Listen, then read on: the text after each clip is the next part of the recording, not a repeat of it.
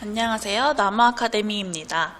이번 영상에서는 고1 국어 창비 5-3단원 눈이라는 작품에 대해서 보도록 하겠습니다. 우선 이 작품에서 많이 출제되는 문제 유형을 설명하도록 할게요.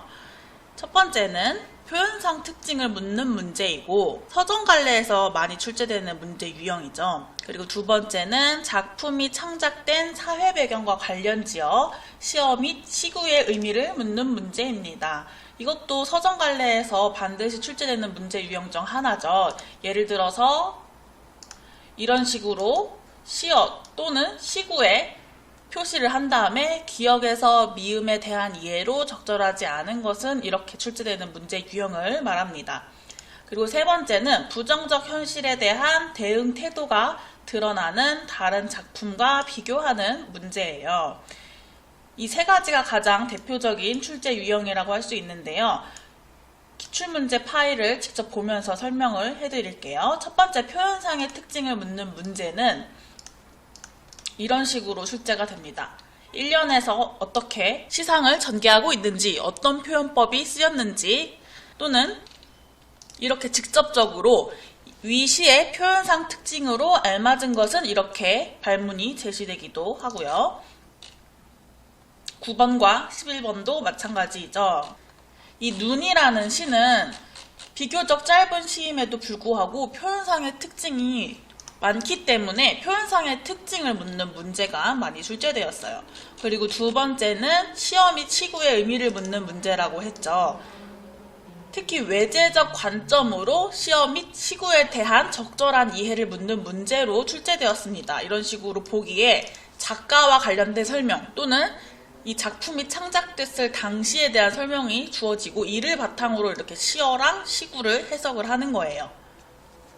16번도 마찬가지죠. 17번도 마찬가지고 18번, 19번도 마찬가지네요. 따라서 외제적 관점으로 이 작품을 감상하는 방법을 적용할 줄 알아야 합니다.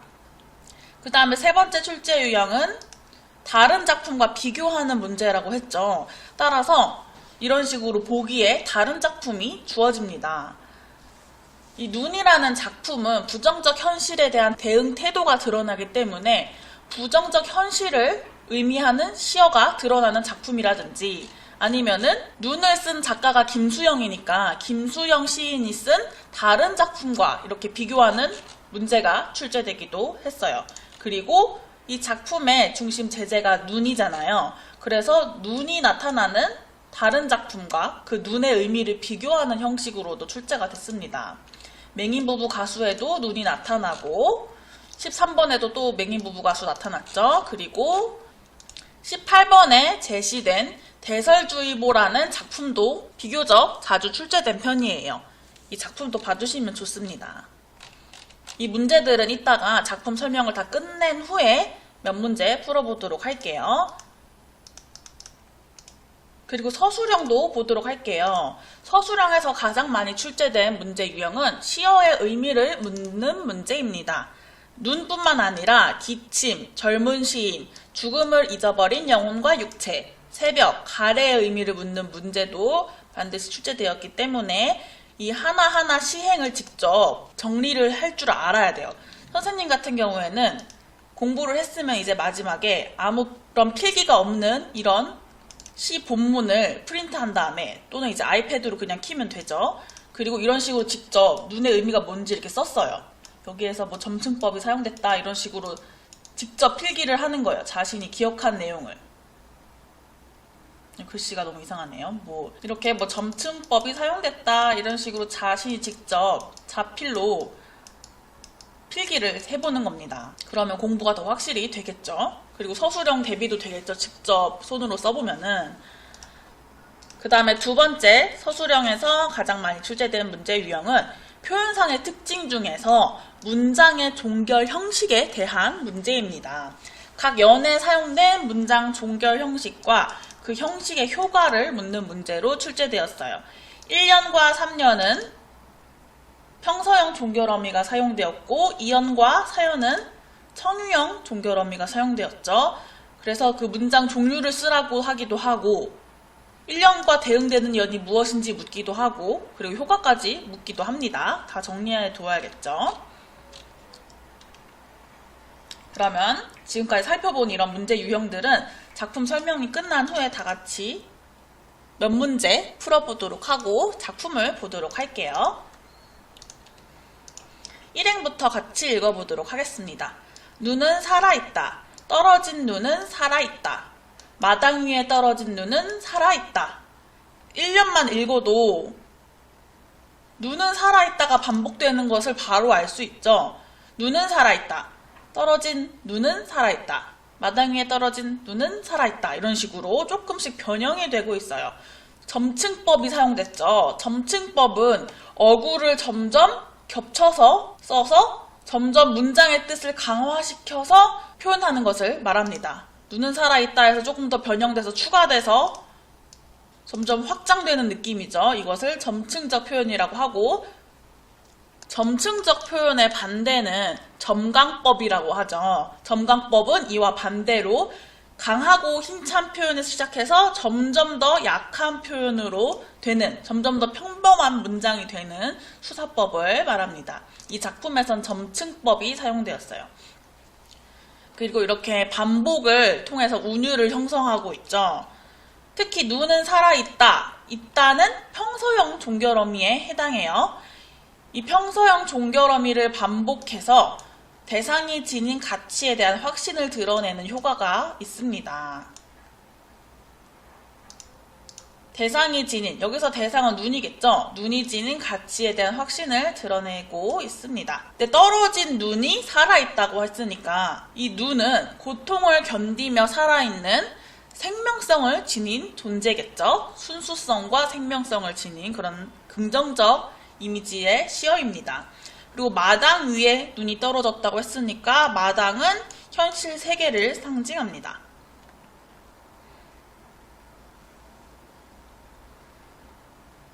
1년에서는 마당 위에 떨어진 눈의 순수한 생명력을 표현하였고 그 다음 2연을 볼게요. 기침을 하자. 젊은 시인이여 기침을 하자. 눈 위에 대고 기침을 하자. 눈더러 보라고 마음 놓고 기침을 하자. 여기에서도 1년과 마찬가지로 점층법이 쓰였죠. 기침을 하자. 젊은 시인이여 기침을 하자. 눈 위에 대고 기침을 하자. 눈더러 보라고 마음 놓고 기침을 하자. 이렇게 기침을 하자가 반복되고 있죠. 여기서 하자, 자는 청유형 종결어미예요. 청유형 종결어미를 반복해서 공동의 행동을 할 것을 촉구하고 주제를 강조하고 있습니다. 이게 바로 효과가 되겠죠. 아까도 말했듯이 서술형 문제 최다 빈출 유형 두 번째가 종결어미의 종류와 효과였어요. 그리고 내신형 기출문제 객관식 문제에서 최다 빈출 유형은 첫 번째는 표현상의 특징이었죠. 그래서 이런 표현상의 특징 반드시 기억해 두셔야 합니다. 여기서 기침은 뒤에 나올 이 가래라는 불순물을 뱉는 행위예요. 따라서 불순물을 뱉어내는 행위이기 때문에 정화 행위에 해당하고 긍정적 이미지를 지닌 시어입니다. 기침의 의미를 묻는 문제에 억눌려 지낸 것을 떨치고 양심적인 삶을 회복하는 것을 의미한다. 불순물을 뱉어내서 내면을 깨끗하게 만드는 행위이다. 이러한 옳은 선지가 출제되었어요. 그리고 젊은 시인은 젊은 시인이여 라고 하는 데서 알 수 있듯이 이 시의 청자예요. 그런데 청자일 수도 있고 시적 화자 자신일 수도 있어요. 시적 화자가 자기 자신에게 말하는 것으로도 해석할 수 있다는 거죠. 젊은 시인은 여기서 불의와 타협하지 않고 정의와 순수성을 회복하기 위한 행위를 실천하는 모습을 지닌 존재로 그려지고 있습니다. 화자가 바라는 모습인 거죠. 그리고 마음 놓고 기침을 하자, 이 구절을 통해서 알 수 있는 것은 이때 당시는 마음 놓고 뭔가를 할 수 없었다는 것입니다. 마음 놓고 하지 못했던 현실을 추측할 수 있는 거죠. 이때 당시에 실제로 언론이나 이런 사상의 자유가 제한되었었죠. 이렇게 이연에서는 순수한 생명력의 회복에 대한 갈망이 드러나 있습니다. 그 다음 3년을 볼게요. 눈은 살아있다. 죽음을 잊어버린 영혼과 육체를 위하여 눈은 새벽이 지나도록 살아있다. 이 3년은 1년에서 봤던 거랑 유사하죠. 눈은 살아있다를 점층적으로 전개하는 방식이 유사하네요. 따라서 1년과 3년이 대응하는 구조이라는 것을 알 수 있어요. 그리고 사연도 보면은 기침을 하자, 젊은 시인이여 기침을 하자, 이연과 유사하죠. 이렇게 1년과 3년, 이연과 사연이 대응하는 구조를 취하고 있습니다. 연의 반복과 변형을 확인할 수 있죠. 여기서 죽음을 잊어버린 영혼과 육체는 두 가지 의미를 지니고 있어요. 이중적인 의미인데 첫 번째는 죽음이 뭔지도 잊어버린 그런 고통의 감정마저 외면하게 된 무기력해진 존재를 말하고, 또 다른 한편으로는 죽음을 무릅써서라도 부정적인 현실에 맞서며 살아가는 존재로 해석할 수도 있습니다. 이 죽음을 잊어버린 영혼과 육체를 이것으로 보느냐, 이것으로 보느냐에 따라서 눈의 역할도 다르게 해석되어요. 첫 번째, 고통의 감정마저 외면한 무기력해진 존재로 해석을 하자면, 눈은 고통을 외면한 무기력해진 존재들에게 각성의 역할을 하는 대상입니다. 그리고 죽음을 무릅쓰고 부정적인 현실에 맞서며 살아가는 존재로 해석했을 때 눈은 부정적인 현실에 맞서는 존재들에게 위로와 고무의 역할을 하는 대상입니다. 이것도 서술형으로 많이 출제됐으니까 써보는 연습을 꼭 해보셔야 돼요. 그리고 눈은 새벽이 지나도록 살아있다라고 했는데, 여기서 새벽은 눈이 지속적인 생명력을 보여주는 시간, 새로운 시대가 도래하기 시작하는 희망의 시간을 의미합니다. 3년에서는 강한 생명력을 지닌 눈에 대해서 말했고, 이제 마지막 사연을 볼게요. 기침을 하자, 젊은 시인이여 기침을 하자, 눈을 바라보며 밤새도록 고인 가슴의 가래라도 마음껏 뱉자. 밤새도록 고인 가슴의 가래를 뱉자고 했어요. 당연히 그러면 가래는 부정적인 시어겠죠. 가래는 아까도 말했듯이 불순물, 부정적인 것을 의미합니다. 눈과 가래가 의미상 대립되고 있는 거죠. 중요해요. 이 가래를 마음껏 뱉자라고 말하고 있어요. 이게 현실에 대응하는 시적 화자의 태도를 보여주는 거죠. 사연에서는 순수한 정신의 추구와 그 의지가 드러났습니다. 이렇게 눈은 순수하고 정의로운 삶에 대한 소망과 부정적인 현실에 대한 극복 의지를 주제로 한 시입니다. 선생님이 표현상의 특징이 자주 나왔다고 해서 이 표현상의 특징만 읽어보시지 말고 성격과 주제도 꼭 읽어보셔야 돼요. 문제를 보면은 2번과 같은 경우 이렇게 주제를 그대로 복붙해서 뭐뭐를 노래하였다 이렇게 선지에 제시하기도 하고, 1번에서도 마찬가지로 참여시이다 라고 말하고 있죠. 이 시의 성격은 의지적이고 참여적이에요. 따라서 이 시는 참여시에 해당하는데요. 여기에서 참여적이라는 단어를 보지 않고 그냥 안 읽고 넘어갔다면은 참여시가 뭐지 하고 생각할 수도 있겠죠. 이게 뭔지 모르면 풀 수가 없잖아요. 여기서 참여시란 정치, 사회의 문제에 관심을 가지고 비판적인 의식으로 그 변혁을 촉구하는 내용을 담은 시예요. 이 시는 부정적 현실에 대한 비판 의식이랑 저항 정신이 드러나기 때문에 참여시에 해당하고, 그래서 성격이 참여적이라고 말하는 겁니다. 이 부분도 꼭 기억해 주셔야 됩니다. 그러면 이제 학습활동에 나온 껍빛단리도 보도록 할게요. 전년도와 다르게 껍빛단리에 대한 문제가 조금 더 많이 출제됐어요. 특히 단독 문제도 출제되기도 하고, 눈의 화자와 껍빛단리의 이인국을 비교하는 문제, 특히 둘이 나누었을 대화로 적절하지 않은 것은 이런 식으로 문제가 출제되었어요. 서술형에서도 많이 출제되었고요. 껍빛단리도 같이 읽어보도록 할게요. 벌써 6개월 전 일이다. 형무소에서 병보석으로 가출옥되었다는 중환자가 엎혀서 왔다. 횡댕그런 눈에 앙상하게 뼈만 남은 몸을 제대로 가누지도 못하는 환자. 그는 간호원의 부축으로 겨우 진찰을 받았다. 청진기의 상하꼭지를 환자의 가슴에서 등으로 옮겨 두 줄기의 고무줄에서 감득되는 숨소리를 감별하면서도 이인국 박사의 머릿속은 최후 판정의 분기점을 방황하고 있었다. 입원시킬 것인가 거절할 것인가. 여기까지 상황을 보면은 이인국은 의사예요. 근데 이인국한테 감옥에 있었는데 아파가지고 가출옥된, 여기서 가출옥은 지금 말로 가석방을 말하는 거예요. 가석방은 정해진 형기가 끝나기 전에 미리 석방하는 일이죠. 그래서 이 중환자는 아파가지고 가석방이 됐나 봐요. 중환자가 찾아왔어요. 딱 봐도 지금 몸이 엄청 안 좋은 거죠. 근데 이 환자를 입원시킬 것인지 거절할 것인지 지금 이인국이 고민을 하고 있는 거예요. 그 이유가 이제 나옵니다. 환자의 몰골이나 업고 온 사람의 옷매무새로 보아 경제의 정도는 뻔한 일이라 생각되었다. 환자의 몰골을 딱 봤을 때 가난해 보였다는 거죠. 그래서 입원을 시켜도 입원비를 못 받을 것 같아서 지금 이러한 고민을 하는 거래요. 그러나 그것보다도 더 마음에 캥기는 것이 있었다. 근데 이 경제 사정 말고 더 걸리는 게 있었대요. 뭐냐면 읽어볼게요. 일본인 간부급들이 자기 집처럼 들락날락하는 이 병원에 이런 사상법을 입원시킨다는 것은 관선시 의원이라는 체면에서도 떳떳지 못할 뿐더러 자타가 공인하는 모범적인 한국 시민의 공든탑이 하루아침에 무너지는 결과를 가져오는 것이라는 생각이 들었다. 즉, 이 환자를 입원시킬까 말까 고민하게 되는, 내적 갈등을 하게 되는 가장 큰 이유는 사상법을 입원시킴으로써 자신의 안위가 위협받을까봐인 거죠.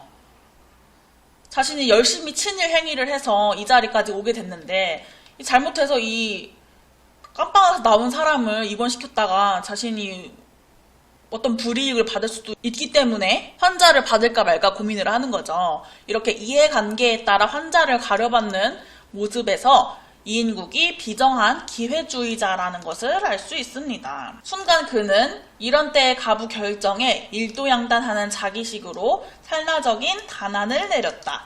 그는 응급치료만 하여주고 입원실이 없다는 가장 떳떳하고도 정당한 구실로 애걸하는 환자를 돌려보냈다.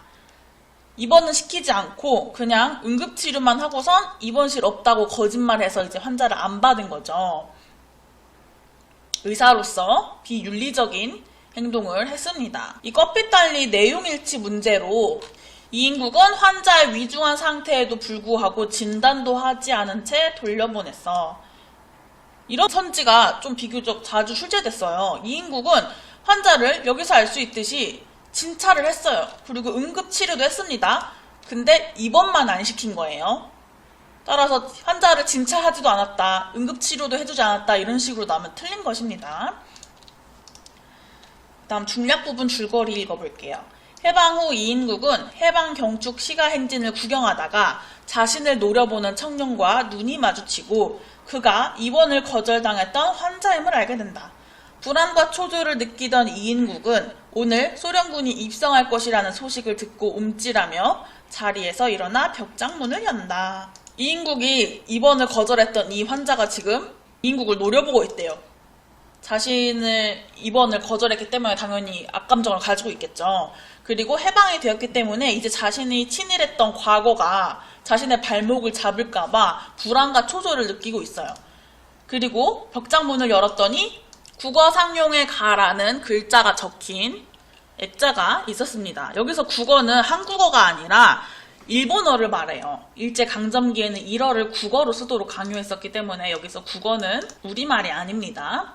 해방되던 날 떼어서 집어넣어둔 것을 그동안 깜빡 잊고 있었다. 그는 액자틀 뒤를 열어 음식점 면허장 같은 두터운 모조지를 빼내어 글자 한자도 제대로 남지 않게 손끝에 힘을 주어 꼼꼼히 찢었다.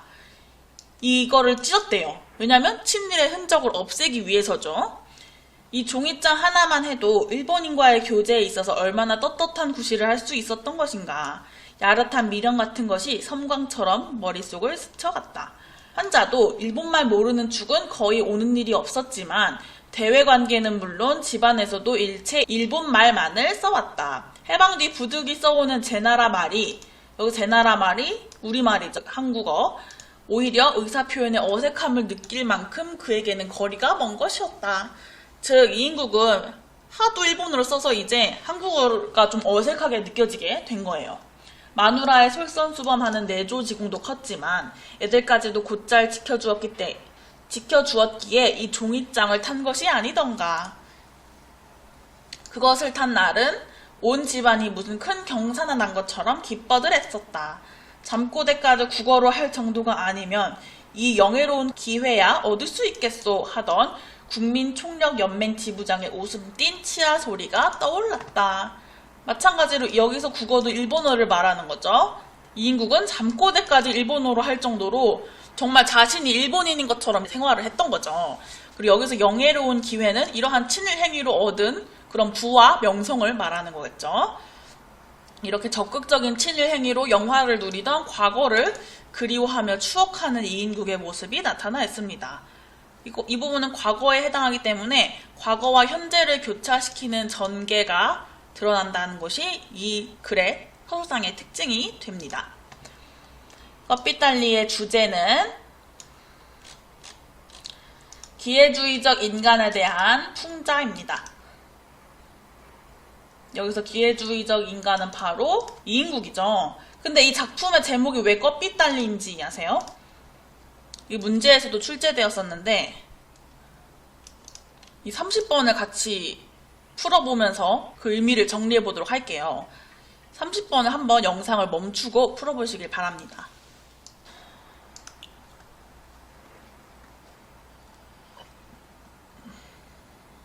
풀어보셨나요? 답은 5번입니다. 그럼 보기부터 읽어보도록 할게요. 껍빛단은 영어의 캡틴에 해당하는 러시아어이다. 소련군이 북한에 주둔하면서 까삐단이 우두머리 또는 최고라는 뜻으로 사용되었는데 그 발음이 와전되어 껍빛단으로 통용되었다. 이제 이걸 참고했을 때 이인국에 대한 설명으로 적절하지 않은 것을 고르는 것입니다. 이인국은 의사와 시의원을 겸직하고 있다. 그래서 찾아볼까요? 이 부분에서 나와 있죠. 관선 시의원이라는 것을 알 수 있고 그리고 환자를 보고 있으니까 의사라는 것을 알 수 있죠. 2번, 이인국이 기회주의의 최고봉임을 암시한다. 이 작품에서 껍빛단 리는 바로 이인국이죠. 이인국은 자신의 출세와 안위만을 생각하면서 이런 친일 행위를 하는 기회적인 인물이잖아요. 그런데 껍빛달리는 우두머리 또는 최고라는 뜻이라고 했어요. 따라서 기회주의의 우두머리 또는 최고라는 의미를 지닌 제목이라고 할 수 있죠. 3번. 이인국이 소련의 입장에서 매우 긍정적인 인물임을 드러낸다. 이인국이 껍빛단으로 불렸다는 것, 껍빛단 리로 불렸죠. 이를 통해서 소련의 입장에서 이인국은 긍정적인 인물이었다는 것을 알 수 있습니다. 이인국은 조선말을 낯설게 느낄 정도로 일본어에 능통하였다. 여기에서 알 수 있었죠. 해방 뒤 부득이 써오는 제나라 마일이 오히려 의사표현에 어색함을 느낄 만큼 그에게는 거리가 먼 것이었다. 그 다음 5번. 이인국은 환자의 위중한 상태에도 불구하고 진찰도 하지 않은 채 돌려보냈다. 이거 아까도 말했듯이 진찰도 하지 않은 채 돌려보낸 건 아니죠. 진찰하고 응급치료도 했는데 입원을 안 시키고 돌려보낸 거예요. 따라서 답은 5번입니다. 표현상의 특징이 최다 빈출 유형이라고 했으니까 표현상의 특징을 묻는 문제도 풀어볼게요. 9번을 풀어보겠습니다. 9번을 이제 시 내용이 안 보이니까 여기에 이렇게 제시를 할게요. 시를 보면서 한번 9번을 풀어보세요.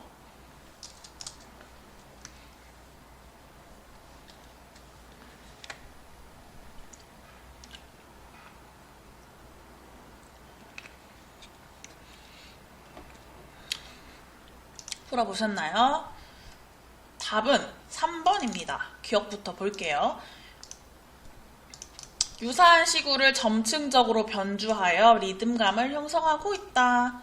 눈은 살아있다. 떨어진 눈은 살아있다. 마당 위에 떨어진 눈은 살아있다. 1년에서도 나와 있었고 2년도 마찬가지로 기침을 하자. 이 시구를 점층적으로 변주하고 있죠. 이렇게 리듬감을 형성하고 있습니다. 이러한 반복의 효과는 운율을 형성하는 것이 가장 대표적이죠.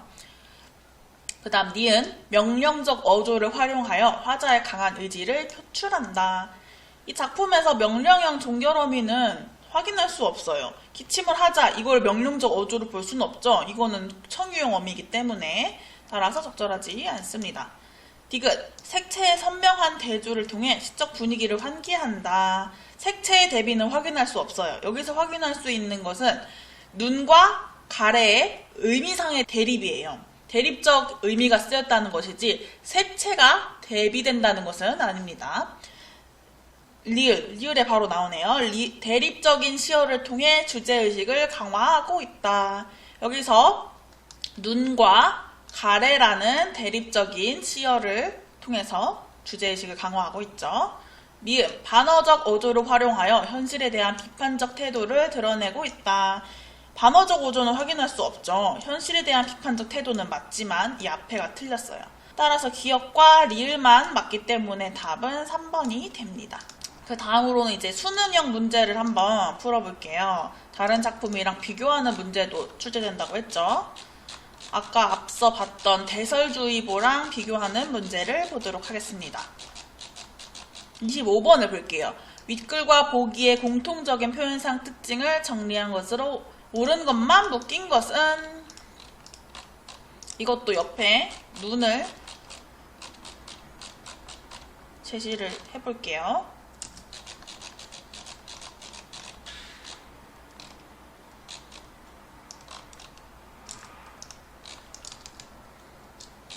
이게 한 번에 다 나오기가 좀 힘든데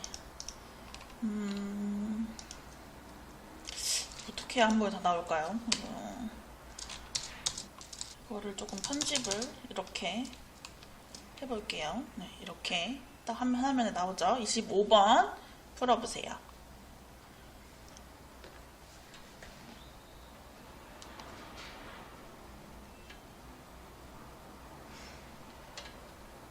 풀어보셨나요? 25번의 답은 3번입니다. 기억부터 같이 볼게요. 시적 화자가 현실 상황에 적극적으로 개입하고 있다. 일단 이 눈의 화자는 기침을 하자라고서 실천적 행위를 촉구하고 현실 극복 의지를 다지고 있죠. 따라서 이러한 점에서 적극적으로 대응하고 있다 이렇게 해석할 수도 있지만, 적극적으로 대응한다고는 볼 수 있어도 개입이라고 보기는 조금 적절하지 않은 것 같죠. 그리고 이 보기에서도 전혀 그러한 화자의 현실 개입은 확인할 수 없습니다. 보기는 오히려 화자가 그냥 굴뚝새가 눈보라 속으로 날아간다, 눈보라가 내리는 백색의 계엄령, 이렇게 보는 것처럼 그냥 말하고 있어요. 따라서 화자의 개입이 드러나 있지는 않습니다. 전혀. 니은, 유사한 구조의 연을 반복하여 시상을 전개하고 있다. 아까 전에 얘는 1년과 3년, 2년과 4년이 대응돼서 유사하게 반복되고 있다고 했죠. 보기는 2년과 4년이 대응되고 있어요. 뭐뭐 있을 듯, 뭐뭐 있을 듯, 눈보라가 내리는 백색의 계엄령. 사연도 마찬가지죠. 뭐뭐 있을 듯, 눈보라가 내리는 백색의 계엄령. 따라서 니은 적절합니다. 디귿, 대립적 이미지의 시어를 사용하여 시상을 전개하고 있다. 눈은, 이 작품은 눈과 가래라는 대립적 시어를 사용했고, 보기 1은 눈보라의 군단과 산짐승, 소나무 가지들, 그리고 백색의 산들과 외딴 두메마을, 이런 식으로 대립적 시어가 나타나 있습니다. 따라서 디귿도 공통적인 표현상 특징에 해당해요. 니은 디귿 맞죠? 리을, 현재형 시제를 사용하여 현장감과 위기감을 고조시키고 있다. 날아간다에서 알 수 있듯이 현재형 어미인 니은이 사용되었어요.